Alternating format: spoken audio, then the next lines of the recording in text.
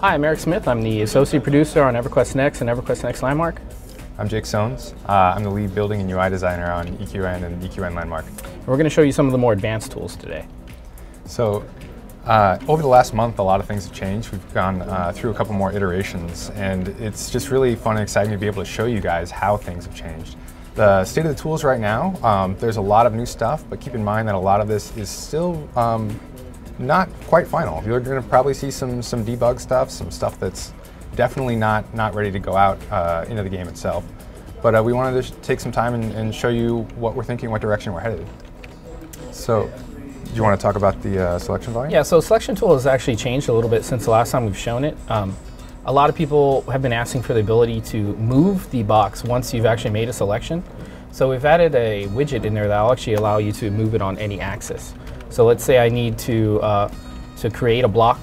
I can fill this, and I can switch back and then make another one, and make another one, and so on. And that allows you to keep the same proportion. Alternatively, you could probably do that with copy and paste, but this allows more. It's quicker iteration, basically. It's much faster. Oh, actually, could you bring that selection volume back up? Yeah. One of the things that we also changed is you can kind of see the dotted line on the bottom there that helps you see things through the ground, so you have a better sense of where things are at. We've shown you line tool before, and I think it's kind of, we haven't really focused on how powerful the tool is and all the things that you can do with the tool. So Eric was just showing me this corner trick earlier, and I think it's a pretty good example of what kinds of things you can do. You want to talk about what you did real quick, because and then you can actually change the sizes of the brush from end to end. I can actually create corners by making the brush smaller and bringing it up to the corner here.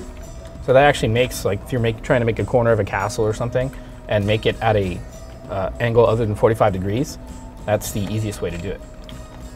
Yeah, and keep in mind that a lot of this stuff is still earlier on, so there's definitely some more polish that's going to go into this, but the ease of use is something that we're really happy with and something that we're going to keep focusing on.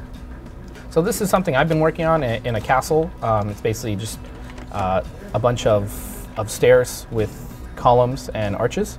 And what I want to do is make this on the other side, but mirrored. So what we can do is we can actually take this entire thing, copy it, go on this side, paste it, and then hit M to mirror. Oops. You want to make sure you're in the right axis. There you go.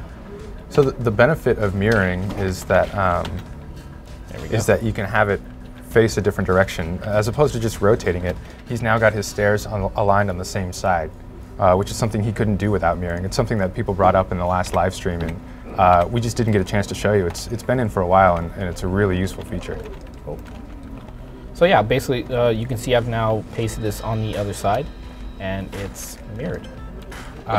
We also didn't really talk too much about grid mode before, and one of the big things that we've got in now is the ability to move on grid and stay on grid, not just for the cube tool, but also for all of our shape blocks. So you can see here I'm actually moving on, I'm on the grid, but it's on a 1x1 grid, which means you can kind of freely move the block. And if I hit G, I basically snap to a grid mode.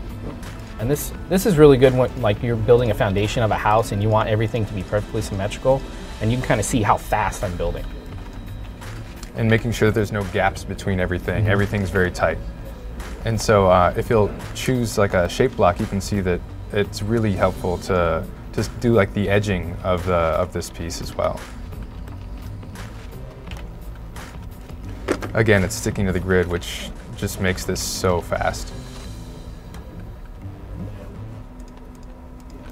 You don't have to worry about getting it right along the edge or worrying about something hanging off. It just snaps to grid, and again, you can build really quickly.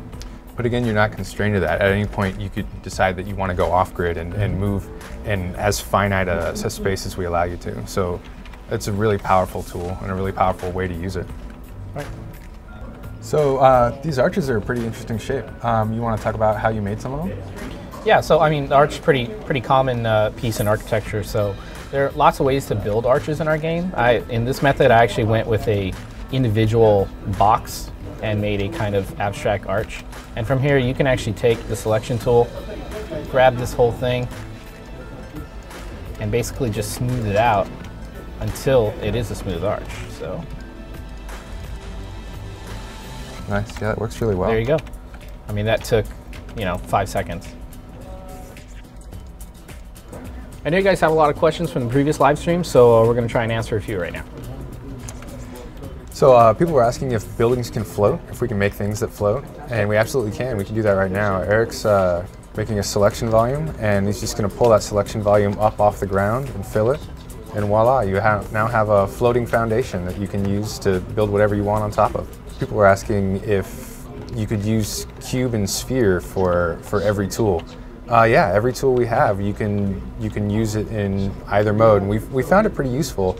There was a time where I thought maybe we wouldn't need cube in specific modes like painting, but it turns out when you're doing edging along things, it's really important to have that nice straight line. So we kept them on all the tools. Painting is actually a good segue into, people were asking if painting uses up resources. It does. It's important to keep in mind that when you're painting, you're not just putting things on top of other things, but you're actually swapping out what was there for the new material. Right. And when you remove the old material, you gain that material back and you expel the material that you are painting with.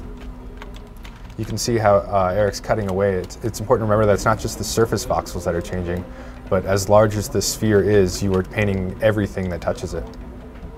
People were asking about interactive props like doors and things like that. They're absolutely planned. We have a couple that are in process right now. We're not quite ready to show them, but they'll be coming along, so keep your eyes peeled. Flying in your plot is another thing that came up. Flying will be unlocked via progression in your plot only. We're not going to let people fly everywhere throughout the world. That would just be too powerful and kind of ruin the game experience. So the voxel size is another thing that people were curious about. We're still tweaking those. We've got a bunch of different zones in the game where we're trying out different sizes of not just voxels, but different sizes of brushes. Meaning, does the cube have a 1x1 or 1x1x1 voxel, a 2x2x2 voxel, or 3x3x3 voxel? And we're still playing with all those scales and trying to see what feels right. But this is where we're at right now, and we're pretty happy with it. All right, that about wraps it up for advanced tools. Hopefully we've answered some of your questions. Feel free to contact us on Facebook and Twitter. We're on Reddit and the Founders Forums as well. So we're watching and we're waiting, and let us know what you think.